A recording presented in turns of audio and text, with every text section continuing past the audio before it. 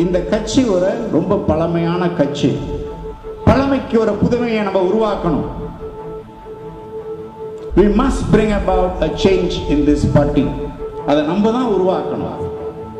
The MIC must become the voice of the people. மக்களுக்கு குரல் கொடுக்கக்கூடிய ஒரு கட்சியாக இருக்க வேண்டும் நம்ம.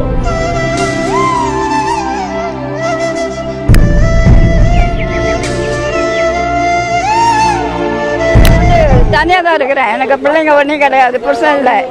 தனியாக தான் ஒரு வீட்டில் இப்போ தான் கொஞ்சம் நாளாக ஒரு வீட்டில் வேலை செய்கிறேன். வேலை செஞ்சுருக்கேன். அவங்க மாதம் 50 வெள்ளி கொடுக்குறாங்க செலவுக்கு.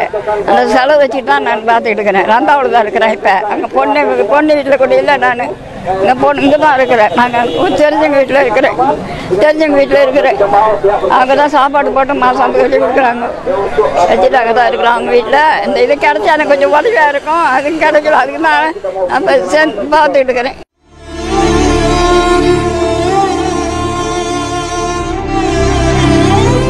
புதிய மாயிக்காவை நம்ம உருவாக்கணும். நம்மெல்லாம் பல ஆண்டுகளாக மாயிக்காலே இருக்கிறோம். ஆனா நிச்சயமாக நம்ம ஒரு புதிய தலைமுறையை உருவாக்கி ஆகணும். நம்மளே இருந்துகிட்டு இருக்கலாம்.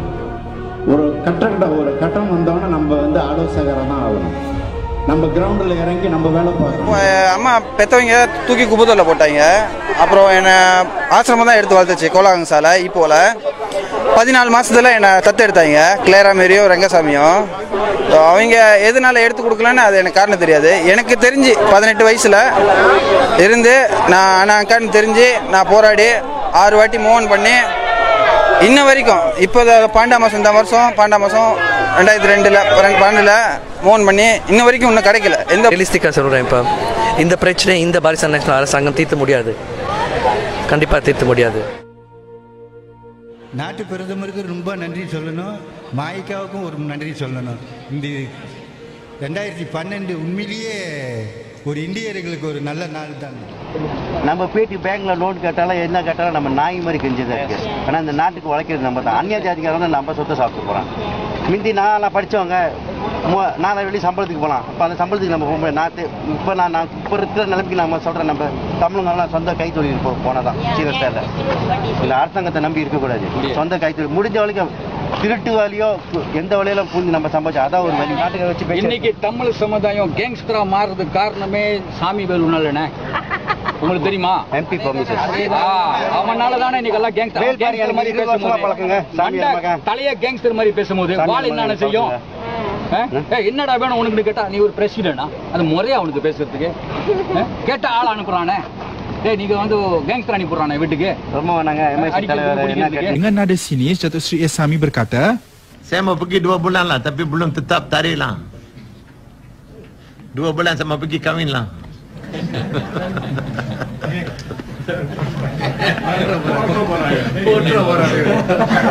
Hey, don't go and publish it. ஒரு நியாயம்னு வேணும். என்ன அரசாங்கம் செய்யுது? என்ன மந்திரிங்க?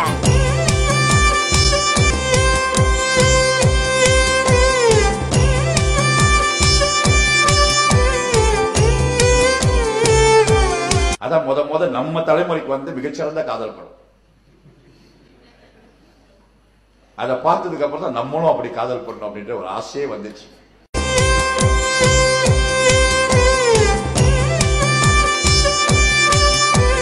இதயம் நுழைந்து உயிரில் கலந்த உறவே, எனக்கு மட்டும் சொந்தம் உன் உடல் கொடுக்கும் முத்தம்,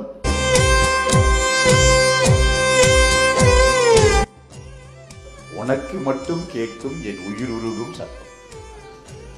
இது இப்ப ரசிக்க முடியாது, கல்யாணத்துக்கு அப்புறம் ரசிக்கவே முடியாது. நான் சொல்றது கல்யாணத்துக்கு முன்னால. கல்யாணத்துக்கு அப்புறம் நம்ம கிட்ட இருக்கிற செய்தி, நிகழ்ச்சிக்கு போறேன், முடிஞ்சா வரேன், இல்ல விடிஞ்சா வரேன். தோட்டத்தை விற்றாங்க, சூறாவுக்கு கொடுத்தாங்க. உங்களுக்கு நாங்கள் வீடு கட்டி தரோம், இந்த உங்களுடைய காசு பாதி காசை எங்ககிட்ட கொடுத்துட்டு பாதி காசை என்னுடைய காசு ஒரு 13,000 வெள்ளி என்னமோ இருக்குன்னு நினைக்கிறேன். அதை அவங்க பிடிச்சி வச்சுக்கிட்டு உங்களுக்கு நாங்கள் வீடு கட்டி தரனாங்க.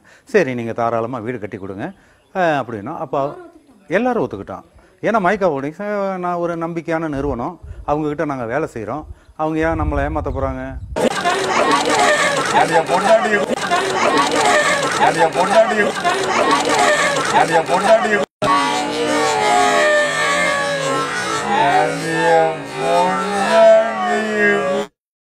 2006 காசு பிடிச்சி வச்சுட்டு 2008 வீட்டை கட்டி கொடுக்குறேன்னு ஒரு மீட்டிங் போட்டாங்க. 35 சொன்னாங்க வீடு வேலை 35 சொல்லி 2008 கட்டி கொடுத்துருவோம்னாங்க. அப்புறம் 2008 தாண்டி போச்சு. சரின்னு பார்த்தா மயக்க அப்படிங்கிறவங்களாம் இதே வந்து அவங்களாம் பதில் சொல்லுவாங்கன்னு பார்த்தா இன்ன வரைக்கும் வந்த பாடு இல்லைங்களா. Dato Sri G. Palanivel has provided 100,000 ringgit as financial assistance. I have donated 100,000 from my foundation.